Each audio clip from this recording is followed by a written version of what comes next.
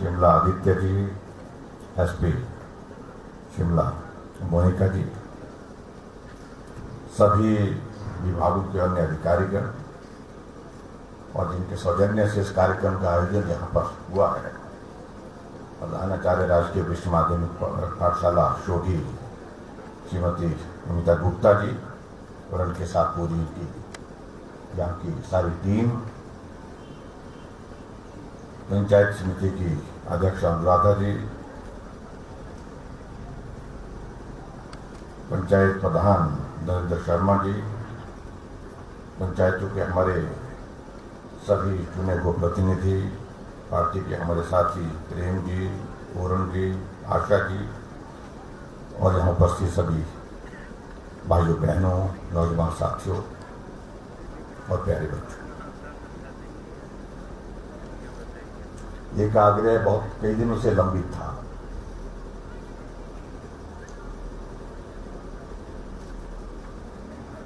और मैंने कहा कि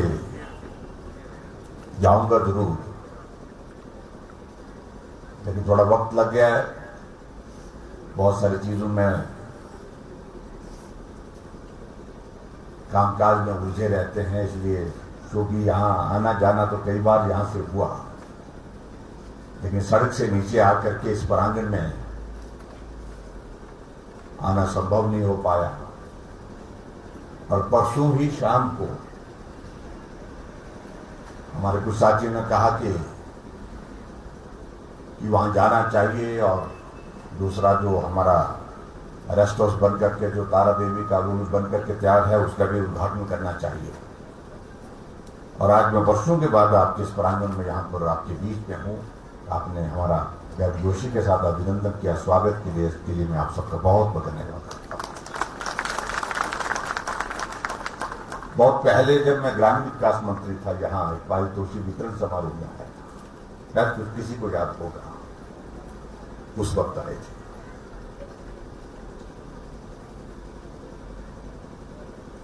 और उस वक्त में ये देख करके हम थोड़ा इस बात को उस वक्त भी कहे थे, ये स्कूल सड़क से आते भी नहीं दिखता है, जाते भी नहीं दिखता है, लेकिन उसके बावजूद जब स्कूल में आते हैं तो स्कूल बड़ा है, बहुत बड़ा है। और इस स्कूल में अभी भी जो जानकारी बताई मुझे कि 600 के करीब बच्चे यहाँ पर पढ़ते हैं। कितने? 628 बच्चे यहाँ पर पढ़ते हैं। तो उस हिसाब से ये स्कूल जो है वो कैंपस के हिसाब से चाहे इधर उधर से नहीं दिखता है, लेकिन उसके बावजूद भी कैंपस यहाँ पर बच्चों की पढ़ाई के लिए 600 से भी ज्यादा बच्चों के लिए यहाँ पर है। ये हमारे लिए बहुत प्रसन्नता का विषय है। और जिस तरह से प्रिंसिपल मैडम ने यहाँ पर बात कही कि यहाँ इस स्कूल का ऐसा नहीं है कि स्कूल संख्या में ज्यादा है, यहाँ एजुकेशन में हम क्वालिटी एजुकेशन पर फोकस होकर के काम कर रहे हैं। और हमारे बच्चे एक नहीं अनेक बार हिमाचल प्रदेश में बहुत बेहतरीन प्रदर्शन करते हुए, अब की बार भी कहा कि 7 बच्चों को लैपटॉप मिले, जिनके हाँ देखिए, तो मैं सभी बच्चों को भी बहुत बहुत बधाई देता हूं। और बच्चों को बधाई देने के साथ साथ मैं सभी जो टीचर्स हमारे हैं उसका भी अभिनंदन करता हूं। हिमाचल प्रदेश में हम इस बात से सहमत है कि हमारा शिक्षा के क्षेत्र में सभी सरकारों ने काम किया है। अगर मैं कहूं तो एक्सपेंशन के हिसाब से मैं हिमाचल प्रदेश में देखूं, दूर दराज के इलाके में संस्थान खुले, और संस्थान खोलने के साथ साथ में अब आज की जो जरूरत हम महसूस कर रहे हैं वो महसूस ये कर रहे हैं कि अगर संस्थान खुले हैं तो वहां पर हम क्वालिटी एजुकेशन कैसे दें। उसके लिए जो ज्यादा फोकस अब आने वाले समय के लिए जो होना चाहिए, एक्सपेंशन से ज्यादा फोकस हमारा होना चाहिए, हम इंफ्रास्ट्रक्चर को स्ट्रेंथन करें। अगर स्कूल खुला है तो उसका भवन अच्छा हो, बच्चों को बैठने की व्यवस्था अच्छी हो, वहां पर टीचर्स के लिए जो सुविधाएं उपलब्ध होनी चाहिए वो भी वहां पर उपलब्ध हो। और इसके साथ साथ में दूसरा, हिमाचल प्रदेश में हमने इस बात को भी देखा है कि ग्रामीण क्षेत्रों में बच्चों में योग्यता की कमी नहीं है, क्षमता की कमी नहीं है, बहुत योग्य बच्चे हैं। उन बच्चों को आगे बढ़ाने की दृष्टि से कई बार हम जिस तरह से उनका मार्गदर्शन होना चाहिए, उनको ठीक प्रकार से आगे उस दिशा में जहां वो अच्छा काम कर सकते हैं, उस दिशा में ले जाने के लिए जो मार्गदर्शन, जो गाइडेंस जो घर वालों की मिलनी चाहिए, पेरेंट्स की मिलनी चाहिए, टीचर्स की मिलनी चाहिए, वहां की कम्युनिटी की मिलनी चाहिए, कई बार उस तरह से नहीं हो पाता। साधन की कमी, सुविधाओं की कमी के बावजूद भी बच्चे बहुत ज्यादा अच्छे हैं पढ़ाई में, और पढ़ाई के अलावा दूसरी एक्टिविटीज, स्पोर्ट्स की एक्टिविटीज में हमने देखा, स्पोर्ट्स की एक्टिविटीज के साथ साथ कल्चरल एक्टिविटीज में हमने देखा बहुत बेहतरीन।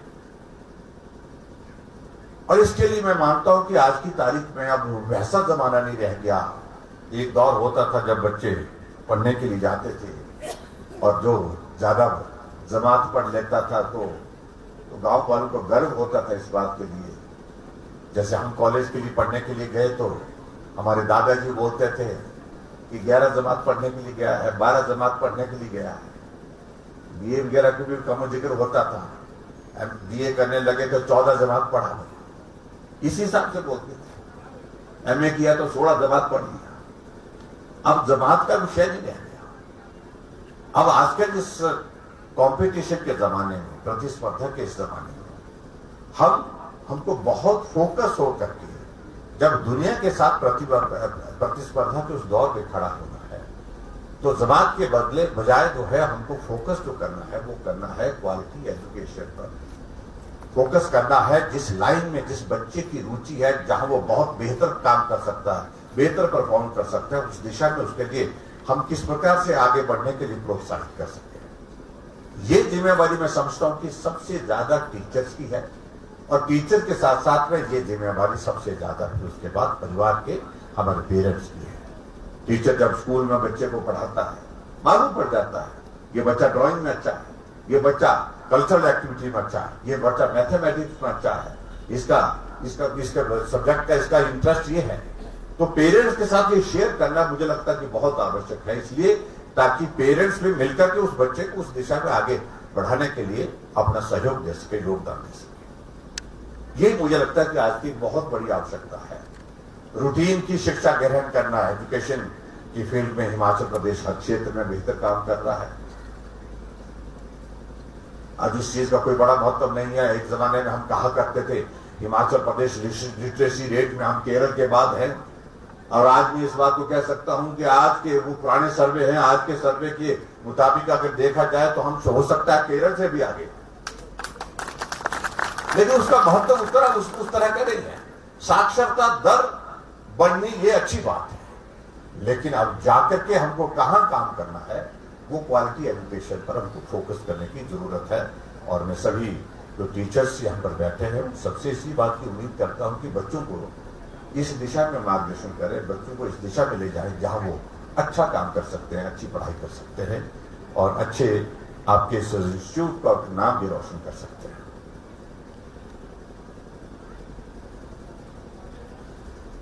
आज के इस कार्यक्रम में मुझे इस बात की प्रसन्नता है कि इससे पहले हम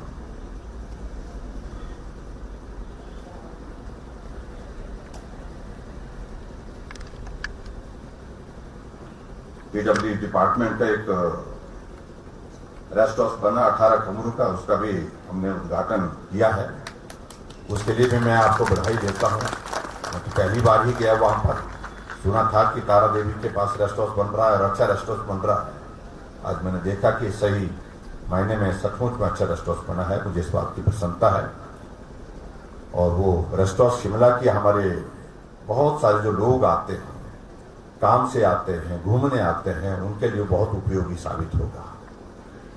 और उसी तरह से आज ये स्कूल का भवन जहां पर जिसका निर्माण आज पूर्ण हुआ है, तो वो भी बनकर के तैयार हुआ है। लगभग ये 8 करोड़ 80 लाख की लागत से बनकर के ये तैयार हुआ है और उसके लिए मैं आप सबको बधाई देता हूं। ये बात सत्य है कि शिलान्यास पूर्व में सरकार में किए हैं, लेकिन काम हमने किया है, हमने शुरू किया और ये जिम्मेदारी भी बनती है। अगर हमारे से कभी, अभी तो वक्त ऐसा है नहीं, वक्त हमारा वक्त बहुत लंबा है अभी, कभी कोई काम हमसे छूट जाएगा, कभी आपको वक्त मिलेगा तो आप पूरा करेंगे। तो ऐसा ये दौर चलता रहता है। ये लोकतांत्रिक व्यवस्था में सबसे बड़ी खासियत है और हमारा झगड़ा झमेला ये चला ही रहता है। ये तो रहना चाहिए, स्वस्थ लोकतंत्र में ये बहुत लाजमी है। लेकिन कुल मिलाकर के सबके सामने एक लक्ष्य होना चाहिए कि हम विकास में सब मिल करके कैसे योगदान दें। ये महत्व का विषय है। यहां पर हॉस्पिटल की बिल्डिंग का भी काम शुरू हुआ है और उसमें भी सच्चाई तो यह है कि शिलान्यास तो हुआ है, लेकिन काम अभी शुरू हुआ है। काम इसलिए शुरू हुआ, पहले बजट ही नहीं था उसमें, अब हमने 6 करोड़ रुपए बजट दिया, उसमें 2 लाख बजट था उसमें पहले। लेकिन उसमें मैं तो ये नहीं मैं कह रहा हूं कि भाई वो सारी चीजों को लेकर के वो होता है, काम कोई शुरू करता है, उसको पूरा करने की जिम्मेदारी जो आगे आने वाले समय में आता है तो उसकी जिम्मेदारी होता है। और ऐसे काम हमने विक्रमादित्य जी हिमाचल प्रदेश में एक नहीं अनेक स्थानों पर किए, मंजूरी कर रहे थे, हमने पूरे किए। इसलिए कि आपकी मंशा भी यही थी, आपकी सरकार की भी मंशा यही थी कि ये काम होना चाहिए और हमारी सरकार की मंशा थी कि ये सरकार शुरू हुई, ये काम शुरू हुआ तो ये पूर्ण होना चाहिए, उसमें सहयोग करना चाहिए, मदद करना चाहिए। यही एक पावन भाव के साथ हमको काम करने के लिए लोकतांत्रिक व्यवस्था में आगे बढ़ करके सहयोग देते रहना है। बाकी बातें तो भारद्वाज जी ने कही है। हिमाचल में आप सबके आशीर्वाद से हमको पिछले 4.25 साल से सेवा करने का अवसर प्राप्त हुआ है और ईमानदारी से हमने प्रयत्न किया है, प्रयास किया है हिमाचल प्रदेश में हिमाचल की संस्कृति के अनुरूप इस प्रदेश को आगे बढ़ा सके। कहने को देवभूमि हिमाचल प्रदेश, लेकिन हम झगड़े झमेले में रहे, एक दूसरे के खिलाफ लड़कर के मामले दर्ज करते रहे, वो दौर समाप्त होना चाहिए और हमने किया। हमें किसी चीज के लिए आने वाले समय में याद करें कि ना करें, लेकिन हमने हिमाचल की संस्कृति के अनुरूप हिमाचल को आगे बढ़ाने का प्रयास किया। ये देवभूमि हिमाचल है और देवभूमि हिमाचल प्रदेश में देव तुल्य हमारे लोग हैं और इसलिए देव संस्कृति के मुताबिक हमको आगे बढ़ना है। ये मुझे लगता है कि बहुत महत्व का विषय है। बाकी बातें आती रहेंगी, सरकारें बनती रहेंगी, बिगड़ती रहेंगी, ये दौर चलते रहते हैं, लेकिन हमको समाज में आकर के किस प्रकार से काम करना है ये महत्व का विषय है। इन 4.25 साल के कार्यकाल में जो हमसे बन पाया, कठिन परिस्थितियों में हमने काम किया और शायद मैं इस बात को मैं कह सकता हूं, शायद क्या ये यकीनन है कि जो कोविड का दौर जिस प्रकार के हमारे सामने एक बहुत बड़ी चुनौती के रूप में था, ये दौर आज से पहले किसी के कार्यकाल में नहीं आया और इसके लिए तैयारी भी नहीं थी, समाज की भी तैयारी नहीं थी, हमारी भी तैयारी नहीं थी, ना दुनिया की तैयारी थी। बहुत विकट परिस्थिति हमारे समक्ष थी। जब आदमी के सामने कोई ऐसी चीज हो जाती है जिसकी कल्पना आदमी जिंदगी भर नहीं कर सकता है, लेकिन हमने आप सबके सहयोग से उस दौर को संभाला भी और संभालने के बाद आज मुझे इस बात को लेकर के कहते हुए प्रसन्नता है कि हम उस दौर से आज बाहर निकल रहे हैं। हिमाचल कोविड के दौर से बाहर निकलने के करीब पहुंच गया। आप सबके सहयोग के बिना संभव नहीं था। वैक्सीन का अभियान जब चला पूरे देश भर में और हिमाचल ने उसमें बहुत बेहतरीन काम किया। पहली डोज में भी पहले नंबर पर और दूसरी डोज में भी पहले नंबर पर हिमाचल प्रदेश। और स्वाभाविक रूप से आज अगर हम इसमें सामूहिक रूप से इस प्रकार से बैठने की स्थिति में हो पाए, आज हम हजारों की संख्या में कार्यक्रम कर रहे हैं, भीड़ में जाकर के आनंद के साथ वो जीवन जैसे हम पहले जीते थे उस तरह के जीवन जीने की कल्पना के साथ काम कर रहे हैं। तो उसमें निश्चित रूप से ये श्रेय देश के यशस्वी प्रधानमंत्री नरेंद्र भाई मोदी जी को जाता है, जिनने वैक्सीन भारत के साइंटिस्ट द्वारा बनाने के लिए आग्रह किया, सफलता हासिल हुई और उस वैक्सीन को लगाने के लिए पूरे देश भर में जोरदार ढंग से आग्रह किया और आज पूरे देश में उस वैक्सीन का परिणाम ये है कि आज भारत कोविड के उस दौर से बाहर निकल करके अपने जो विकास की राह पर बढ़ रहा है। तो ऐसी चीजों को मुझे लगता है कि हमको सदैव याद करना पड़ेगा। और ऐसे में बातें तो कई बार आती है इन्होंने भी वैक्सीन लगा लिए ना, ये अच्छे आदमी है, कुछ अच्छे आदमी भी है वहां पर। कुछ लोगों ने तो उस वक्त ये कहा कि हमने नहीं लगाने, बोलते तो मोदी वैक्सीन है, पता नहीं क्या हो जाएगा, बोलते इसमें आने वाली जनरेशन पर बहुत बड़ा इसका बैड इम्पैक्ट होगा, ऐसे भी कई कहा। लेकिन वही मित्र हमारे मास्क पहन करके बाद में वैक्सीन सेंटर जाकर के लगा करके आए वैक्सीन और कहने लगे नर्स को कि अगली डोज कम लगेगी। वैक्सीन देश के लिए, हर नागरिक के लिए इसलिए जरूरी है कि आदमी के सामने जब जीवन का प्रश्न खड़ा हो जाए उस वक्त ये सारी चीजें छोड़ देनी चाहिए। आपने छोड़ दी लेकिन आपके साथी ने नहीं छोड़ी, वो उनकी व्यवस्था थी, मजबूरी थी, तो इसलिए उन सारी चीजों को एक तरफ हम छोड़ देते हैं। लेकिन मुझे इस बात की प्रसन्नता है, हमने इसमें बहुत जोरदार ढंग से काम करने की कोशिश की।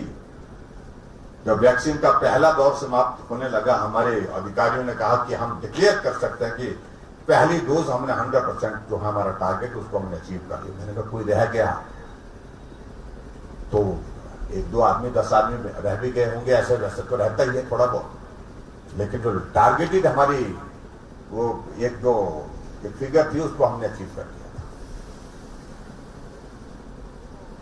मैंने कहा कोई गांव तो नहीं रह गया, तो कहा कि गांव बाकी तो हो गए लेकिन 1-2 गांव रह गए।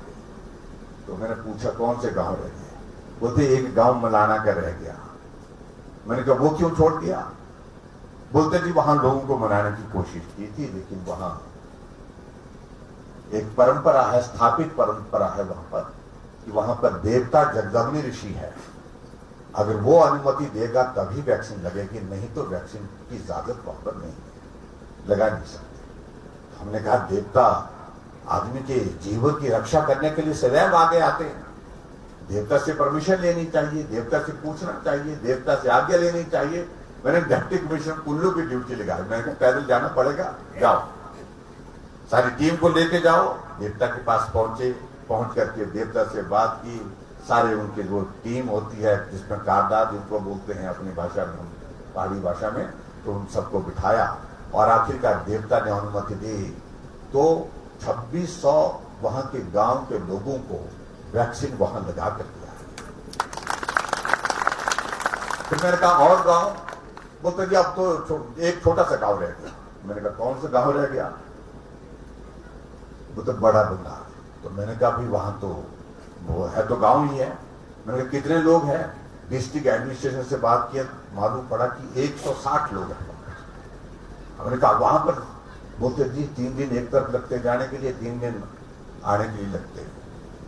तो हमने कहा फिर, तो हमने तय किया कि डिप्टी कमिश्नर कांगड़ा की ड्यूटी लगाई, हेलीकॉप्टर भेजा, वैक्सीन भी भेजी, नर्स भी भेजी, डॉक्टर भी भेजा और वहां मैसेज किया कि सब एक जगह आ जाएं और 2 शिफ्टों में 2 दिन में जाकर के 160 जो वहां पर जो हमारे लोग रहते थे, बड़ा बंगाल, यानी तो आपको मालूम है कांगड़ा के बैजनाथ क्षेत्र में पड़ता है, तो वहां पर भी वैक्सीन लगाते हैं। फिर भी उसके बावजूद हमारे कुछ साथी बोलते, विक्रम जीते भी कभी कभी बोल देते क्या किया बोलते जयराम ने, ऐसी ऐसी बातें करते रहे, पूछते रहते हैं। अच्छा है, लोकतंत्र में पूछना चाहिए। हमने बहुत कुछ किया, हमने जनमत की शुरुआत की, हमने 1100 सीएम हेल्पलाइन की शुरुआत की, हमने गृहिणी सुविधा योजना की शुरुआत की। हम बोल सकते, एक सांस में बोल सकता हूँ, जैसे बच्चों को रटाया होता है ना, 1 दूनी 2 2 दूनी 4 वो जो पहाड़े बोलते थे ना, बच्चों अब नहीं बोलते पहाड़े। हम जब स्कूल में पढ़ते थे तो क्या होता था, अंतिम जब पीरियड होता था, जब छुट्टी होने वाली होती थी तो हम गोल दायरे में खड़े हो जाते थे, तो पहाड़े बोलते थे वहां, और पहाड़े जोर जोर से बोलते थे, क्योंकि उसके बाद हमको मालूम होता था अब इसके बाद छुट्टी होने वाली है। सुबह से छुट्टी का इंतजार, क्योंकि स्कूल में सबसे बच्चों के लिए सबसे अच्छा शब्द छुट्टी हो। जिस दिन छुट्टी हो तो ऐसे अचानक छुट्टी हो तो बहुत ही आनंद आता है, बहुत ही मजा आता है। लेकिन वो पहाड़े हम जोर जोर से बोलते थे, सामने वाले गांव को भी सुनाई देते थे, तो आनंद के साथ इसलिए बोलते थे। इसलिए हमारे यहाँ पर हमने भी कुछ यहाँ पर जो पहाड़ा बनाया हुआ है उसमें बहुत सारे काम किए हमने हिमाचल प्रदेश में। अगर वो सारा पढ़ना होगा तो वक्त लगेगा, लेकिन हमने हिमाचल में जिस तरह से बहादुर ये हम कह रहे थे, 60 साल के ऊपर सभी बुजुर्गों के लिए पेंशन का प्रावधान। इसलिए आज बुजुर्गों की हालत देखिए, आप जितने भी यहां पर बुजुर्ग सबने होना है, कोई आदमी ऐसा नहीं जो बुजुर्ग नहीं होगा। लेकिन हकीकत है आज की तारीख में बुजुर्ग घर के कोने का हिस्सा बनकर के रह गया, भरा पूरा परिवार, लेकिन ऐसे में बहुत परेशानी होता है बुजुर्ग। हमने कहा, हमको जब भी हम लोगों के बीच में जाते थे लोगों के बीच में, तो वहां कई बार हमको एक नहीं अनेक जगह हजारों की भीड़ के बीच में वो आदमी, बुजुर्ग आदमी लाठी का सहारा लेकर के खड़ा है, हाथ में कागज का टुकड़ा लेकर के इंतजार कर रहे हैं नेता आने का। नेता जब आता है तो धक्के इधर लगते हैं, धक्के ये नौजवान हमारे होते हैं ना, ये धक्का मुक्की ही करते हैं, इधर उधर आगे पीछे नारे भी लगाते हैं, कई बार तो नारे लगाते लगाते धक्का लग ही जाता है। तो उन बुजुर्गों को जब हम वहां पर मिलते हैं तो उन्हें एप्लीकेशन लिखा होता है उन बुजुर्गों के लिए कि 70 साल के बुजुर्गों को अब भीड़ में आने की जरूरत नहीं है, घर बैठे हम पेंशन का प्रावधान करेंगे। हमने किया, अभी हमने 60 साल के ऊपर जब सभी के लिए वो किया है, और घर में गैस का चूल्हा पहुंचाया है। हिमाचल प्रदेश में लंबे समय से सरकारें चली, लेकिन गरीब आदमी का मुफ्त में इलाज हो, कोई आदमी ऐसा है बीमार हो गया, बीमारी तो किसी के बस की बात नहीं है, किसी को कोई बीमारी लग सकती है, पूछ के तो आती नहीं बीमारी। और कई बार ऐसी बीमारी आ जाती है वो लाचार बेबस हो जाता है, खर्चा करने की स्थिति में नहीं हो पाता। तो ऐसे में हमने जब अधिकारियों के साथ बैठक की, हमने कहा कि अगर कोई गरीब आदमी बीमार हो जाए और उसके पास इलाज के लिए मान लो पैसे नहीं, तो उसका इलाज करने का सरकार के पास क्या इंतजाम है? तो कुछ नहीं था। हमने शुरुआत की, हमने हिमकेयर की शुरुआत की, 5 लाख रुपए का हेल्थ कवर दिया, और मुझे आज इस बात की प्रसन्नता है हमने 2,30,000 गरीब लोगों का मुफ्त में इलाज करके उसको स्वस्थ करके। आज कोई आदमी अगर बीमार होता है, हॉस्पिटल जाता है, तो बाकी चीजें वो छोड़ जाता है, लेकिन वो हिमकेयर का कार्ड ढूंढ करके कहीं भी रखा होता है, उसको जेब में डालता है, क्योंकि वही काम आता है वहां पर उसकी इलाज करने के लिए, उसकी मदद मिलती है। सहारा योजना हमने नहीं चलाई, ऐसे लोग हमको मिले, जीवन के अनुभव चलने लगे अगले गांव के लिए। तो एक आदमी ने कहा कि नहीं भाई साहब 1 मिनट के लिए, 2 मिनट के लिए रुकिए, हम किसी को मिलाना चाहते हैं आपसे। तो हमने कहा भाई अब इतनी देर तक अब यहाँ आपके आंगन में ही बैठे थे। बोलते नहीं घर के अंदर चलिए। जब घर के अंदर चले गए तो देखा एक नौजवान बिस्तर पर पड़ा हुआ, बिस्तर पर बैठा था, सहारा लेकर के, तकिया का सहारा लेकर के। तो पहचानने की कोशिश की, मैं एकदम ध्यान में आया कि हमारा बहुत अच्छा साथी, साथ चलने वाला साथी। हमने कहा आपको क्या हुआ? मैंने सोचा कि ऐसा बीमार हुआ। तो बोला कि मेरा एक्सीडेंट हुआ, एक्सीडेंट में मेरी स्पाइनल कॉर्ड टूट गई और मेरी दोनों टांगें अब चलती हैं, इसलिए मैं आपके कार्यक्रम में नहीं आ पाया। तो मुझे बहुत बुरा भी लगा। बुरा इसलिए लगा कि मैंने आने के लिए उस घर में मना किया था, अंदर आने के लिए मना किया था, क्योंकि हम देर हो रहे थे। इसलिए जब अंदर में बैठा, उसके बिस्तर के पास बैठा, तो मैंने सारी चीजें जानी उसके बाद। लेकिन उस लड़के ने कहा कि कभी जिंदगी में अगर हो सके ऐसे लोगों के लिए जो अपना काम खुद नहीं कर सकते, मैं जिंदगी भर के लिए बोलते इन पर जो है निर्भर हो गया परिवार के लोगों के लिए, मुझे पानी का एक गिलास भी मंगवाना होता है तो मुझे आवाज लगानी पड़ती है। मुझे बाथरूम जाने के लिए भी जो है मुझे कोई भी काम, कोई भी चीज चाहिए तो मुझे सहारे की जरूरत पड़ती है। परिवार का आदमी मेरे पास नजदीक रहता है। ऐसे लोगों के लिए जिंदगी में जरूर करना चाहिए कुछ न कुछ, कभी अगर मौका मिले तो। बात दिमाग में बैठ गई, तो इसलिए सरकार बनने के बाद हमने तय किया कि ऐसे जितने भी लोग हिमाचल प्रदेश में हैं, किसी बीमारी के, ऐसी बीमारी के शिकार हो गए और इस बीमारी का इलाज जिंदगी भर चलेगा, किसी को ब्रेन हेमरेज हो गया, किसी का एक्सीडेंट के कारण स्पाइनल कॉर्ड टूट गई, पैरालिसिस हो गया, किसी की किडनी फेल हो गई, किसी को कैंसर हो गया, ऐसे जितने भी लोग हैं जो बिस्तर पर हैं, जिंदा हैं, चल नहीं सकते, अपना काम नहीं कर सकते हैं, उनके लिए हमने सहारा योजना की शुरुआत की। और सहारा योजना ये पूरे देश भर में ऐसी योजना है जो हिमाचल एकमात्र प्रदेश ने इस भावना के साथ शुरू की, ऐसे लोगों की मदद के लिए। और हम 3,000 रुपए उन लोगों के खाते में हर महीने डाल रहे हैं मदद करने, ताकि उन लोगों को मदद हो सके।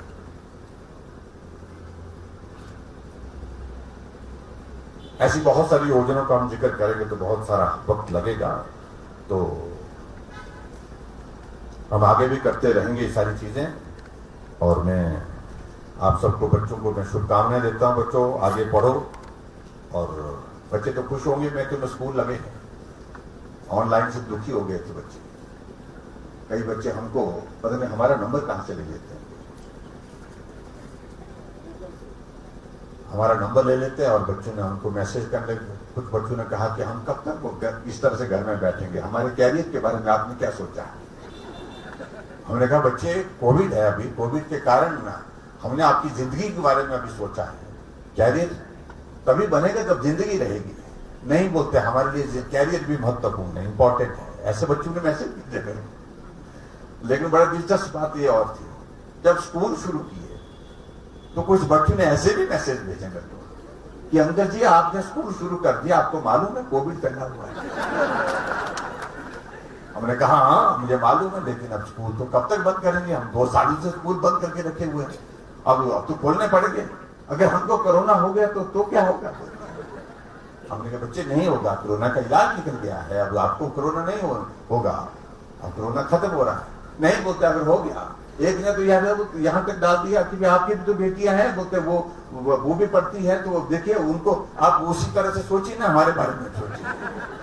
मैंने कहा आप बेटियों से कम नहीं है, आप इसी तरह के हैं। लेकिन उसके बावजूद आखिरकार कब तक हम स्कूल को ऑनलाइन रखेंगे। बहुत बड़ी, यानी कि जीवन में कभी बच्चों ने भी सोचा नहीं था, ना हमने सोचा था, किसी ना टीचर ने सोचा था कि ऐसी स्थिति भी आएगी। लेकिन टेक्नोलॉजी ने वो सारी चीज को थोड़ा संभाला और बेहतर हुआ। तो लेकिन आने वाले समय में ईश्वर करे कि ऐसे दौर में से हमको गुजरना ना पड़े, ये मैं ईश्वर से प्रार्थना करता हूँ। बाकी बातें अच्छी हैं, सब लोग हम मिलकर के काम करें। आपके इस विधानसभा क्षेत्र में बहुत सारे विकास कार्य को हम आगे बढ़ाने के लिए प्रयत्नशील हैं। आपके यहाँ पर वीडियो का ऑफिस हो गया है, और उसके साथ साथ में आज आपके यहाँ पर मैं उन सारी चीजों का जिक्र ना करते हुए 2-3 चीजों को लेकर के यहाँ पर बात कही गई है। एक तो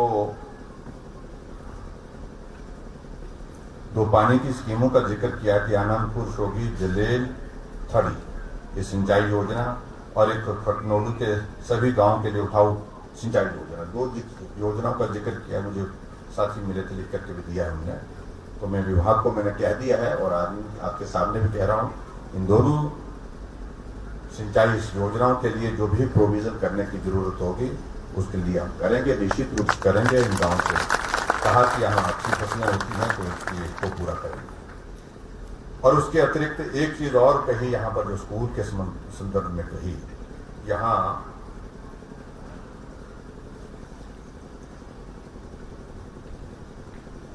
बताया गया कि 3 सब्जेक्ट हैं, 3 सब्जेक्टों में यहाँ पर टीचर है, बच्चे ज्यादा हैं, 2 पोस्टें चाहिए। साइंस की 2 पोस्टें, संस्कृत भी पढ़ते बच्चे हैं, अच्छी बात है, अच्छे बच्चे हैं यहाँ पर, इंग्लिश और, तो दोनों ये दोनों चीजों को लेकर के, एक तो आपने इसके लिए कहा है ना, एक तो साइंस के लिए बोला है आपने, वो कागज मेरे से रह गया, शायद कहीं वहां रह गया, मैं ढूंढ रहा था उस कागज को। ये टीजीटी साइंस की एक पोस्ट है, दूसरी पोस्ट स्वीकृत की जाए, स्वीकृत कर देंगे, ये भी मैं आपके बीच में कहना चाहूंगा। और इसके अलावा टीजीटी नॉन मेडिकल की एक पोस्ट है, एक और बढ़ाने की बात कही गई, इसको भी कर देंगे।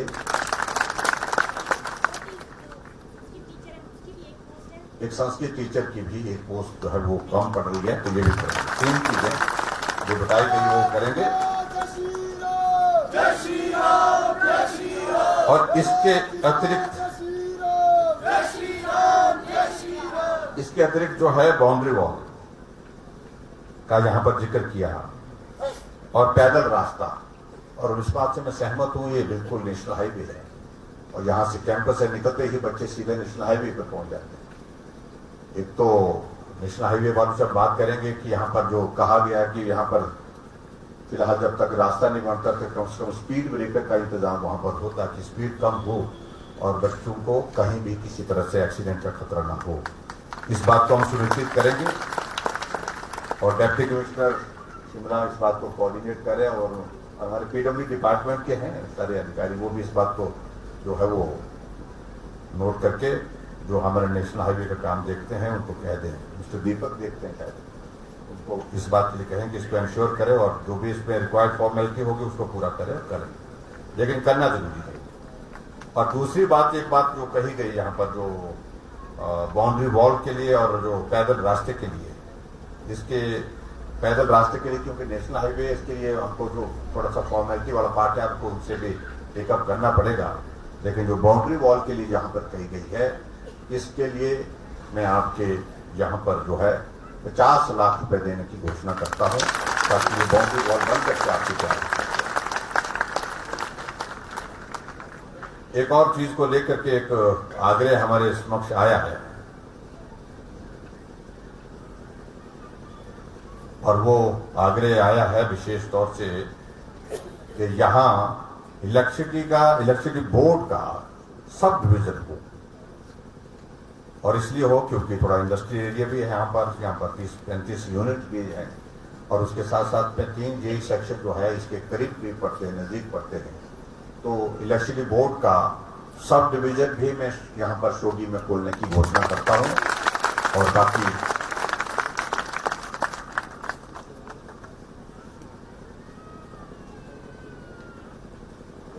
क्या साउंड सिस्टम,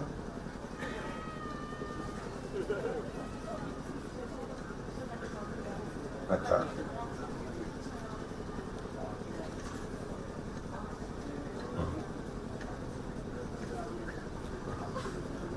मैं बहुत कुछ दे चुका हूँ, बोल रहे कि कुछ नहीं दिए, तो बहुत कुछ और भी दो। बच्चों ने बहुत अच्छा परफॉर्म किया यहाँ पर, और मैं देख रहा था, और वो हमसे भी नाटी का वो एक फेरा लगाने के लिए आग्रह कर रहे थे। मैं बच्चों की भावनाओं का धन्यवाद करता हूँ, क्योंकि उस वक्त तक के लिए म्यूजिक बहुत फास्ट हो गया था, अब हम फास्ट म्यूजिक में मैंने कहा इसमें तो आप ही नाचो, बच्चों को कहा मैंने, और फिर विक्रमादित्य जी हमको बोले गए तो नाटी डालता है ये बहुत बोलते हैं, क्या करो, अब नाटी हमारा कल्चर है, इससे हमको अपने आप को अलग करने की जरूरत भी नहीं है, और जरूरत तो होनी भी नहीं चाहिए, इस कल्चर में आपको रहना। किसी और दिन आएंगे जिस दिन ये नहीं होंगे, उस दिन नाची डालेंगे, या तो फिर इनको भी नाचना पड़ेगा साथ। और मैंने इनको आज तो मैं बोल ही रहा था, जब माला डाल रहे तो हम एक माला में हो गए हैं, मैंने कहा, और इस माला में जो है वो आप आ जाओ, समा जाओ, अच्छा रहेगा आपके लिए, हम सब लोग हम मिलकर के चलेंगे।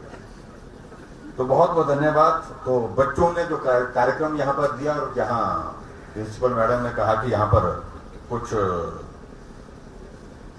बच्चों के लिए कुछ इसके लिए क्या नाम ड्रेसेस के लिए, साउंड सिस्टम के लिए पूरा बिल बना दिया हमने, और इसके लिए पैसे चाहिए, तो मैं यहाँ पर आपके लिए है 3 लाख रुपए देने की यहाँ पर घोषणा करता हूँ।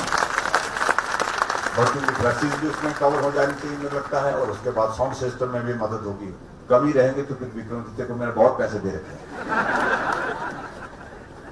कितने दे रखे हैं? 2 करोड़ रुपए इनके पास देते हैं विधायक निधि से, उसमें से ये बहुत पैसे दे सकते हैं, और ये देना चाहे तो 1 करोड़ भी दे सकते हैं। तो इसलिए जो भी सहयोग के लिए हम सब लोग मिलकर के करेंगे, कमी रहेगी तो हम पूरा करेंगे। अभी तो मैंने उनको कहा कि विक्रमादित्य जी करेंगे, लेकिन कमी रहेगी तो ये नहीं देंगे तो मेरे को दे देना, दे देंगे बोलते, इन्होंने कहा ये भी दे देंगे, तो ये आपका पूरा कर देंगे, पूरा सेट ड्रेस और उसके बाद आपका साउंड सिस्टम। तो बच्चों को बहुत शुभकामनाएं, बहुत बहुत धन्यवाद, नमस्कार।